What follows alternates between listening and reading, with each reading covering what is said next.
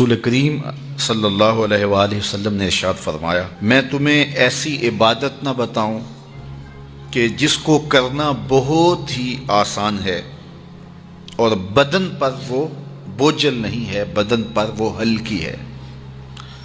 عبادتوں میں مشقت تو اٹھانا پڑتی ہے۔ آپ نماز پڑھنا چاہیں گے تو آپ کو وضو کرنا پڑے گا ٹھنڈے پانی سے، چل کے مسجد جانا پڑے گا، رکوع و سجود ہوں گے۔ روزہ رکھنا ہے تو آپ کو دن بھر کی بھوک کاٹنی پڑے گی، زکوٰۃ دینی ہے، صدقہ کرنا ہے، خون پسینے کی کمائی سے پیسے جدا کرنے پڑیں گے، حج کرنا ہے تو بہت زیادہ مشقت اٹھانی پڑے گی۔ جتنے بھی اعمال ہیں خیر کے، اچھائی کے، ان میں بہت زیادہ مشقت اٹھانا پڑتی ہے۔ یہ طالب علم یہاں پڑھ رہے ہیں، 8 سال کا چلہ کاٹ رہے ہیں، معلمین پڑھا رہے ہیں، صبح تہجد سے اٹھتے ہیں اور شام تک ایک وظیفے میں لگے ہیں، علماء ہیں کام کر رہے ہیں، بہت سارے لوگ، کتنے مشقت والے کام ہیں، تب اللہ کی رضا جا کے نصیب ہوتی ہے۔ لیکن میرے حضور نے فرمایا تمہیں ایک ایسا عمل نہ بتا دوں جس میں بدن بھی نہیں تھکتا اور ہے بھی بڑا آسان؟ اللہ اکبر! فرمایا وہ عمل کون سا ہے؟ الصمت و حسن الخلق، خاموشی اور اچھے اخلاق۔ زیادہ بولنے سے بہتر ہے خاموش رہو، خاموشی میں نجات بھی ہے، ثواب بھی ہے۔ زیادہ بولنے والا جھوٹ بھی بول لیتا ہے، زیادہ بولنے والا گالی گلوچ اور سب و شتم پر بھی اتر آتا ہے، زیادہ بولنے والا کسی کی پگڑی بھی اچھال دیتا ہے، زیادہ بولنے والا غیبت بھی کر لیتا ہے، زیادہ بولنے والا ایسا مزاح کر لیتا ہے جس سے کسی کو تکلیف پہنچے۔ زیادہ بولنے والے سے بہت ساری غلطیاں ہو جاتی ہیں، جو تھوڑا بولے اس سے غلطیاں کم ہوتی ہیں، چونکہ انسان کے زیادہ گناہ جو ہے وہ اس کی زبان کی وجہ سے ہوتے ہیں۔ ایک روایت میں آتا ہے جب صبح ہوتی ہے سارے اعضائے بدنیاں زبان کے آگے ہاتھ جوڑتے ہیں، بی بی تو چپ رہنا، چونکہ بولتی تو ہے اور مصیبت سارے اعضائے بدنیاں کو سہنا پڑتی ہے۔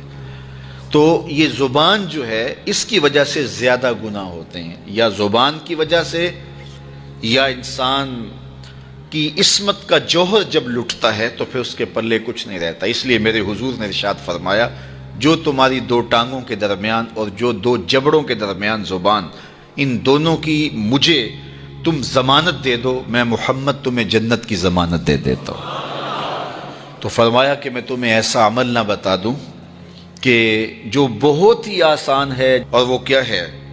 الصمت، خاموشی، وحسن الخلق، اور دوسری بات اچھے اخلاق، رویوں کی خوبصورتی۔ کسی سے ملو تو ہنس کے ملو، کسی سے بات کرو تو لہجے میں نرمی ہو، کسی کی عزت آبرو کا خیال رکھو، بڑے کا احترام کرو، چھوٹے پر شفقت کرو، مخلوق خدا پر رحم کرو، اللہ کی مخلوق پر شفقت سے پیش آؤ، رسول کریم کی امت پر رحم کرو۔ تو یہ ایسا عمل ہے جس پر کوئی مل بھی نہیں لگتا، قیمت بھی نہیں لگتی، بدن بھی نہیں تھکتا، لیکن نامہ اعمال نیکیوں سے بھر جاتا ہے۔ قیامت کے دن نامہ اعمال پر سب سے وزنی جو عمل ہوگا وہ حسن خلق ہوگا۔ حضور نے فرمایا کہ بیہودگی اور فحش کلام کرنا، یہ سب کچھ جو ہے، تو فرمایا یہ اسلام میں سے نہیں ہے، اور بہترین اسلام وہ ہے جس میں خلق اچھے ہوں۔ حضور نے ارشاد فرمایا کہ جو حسن خلق ہے یہ گناہوں کو اس طرح مٹا دیتا ہے جس طرح جو مصفہ پانی ہوتا ہے، اچھا پانی ہوتا ہے، وہ بدن سے میل کچیل اتار دیتا ہے، اور جو برے اخلاق ہیں وہ عمل کو اس طرح فاسد اور ضائع کر دیتے ہیں جس طرح شہد کے اندر سرکہ ڈال دیا جائے تو شہد صحیح نہیں رہتا۔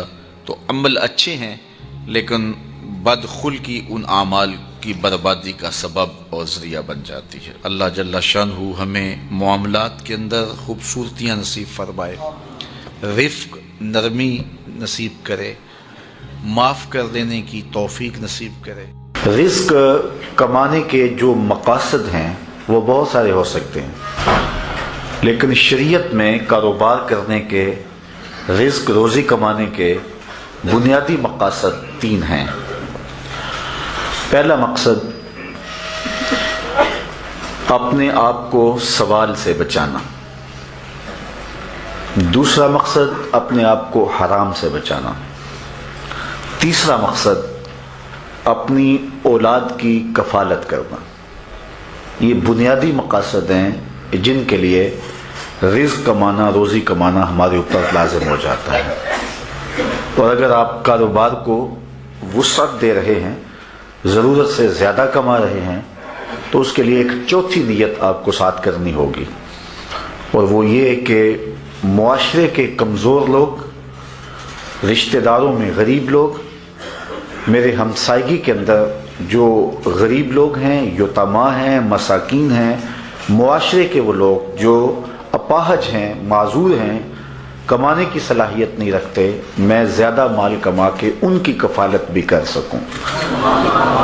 ان چار مقاصد کو ذہن میں رکھ کر کے جو رزق کمایا جائے گا وہ دنیا نہیں ہوگی، عین دین ہوگا۔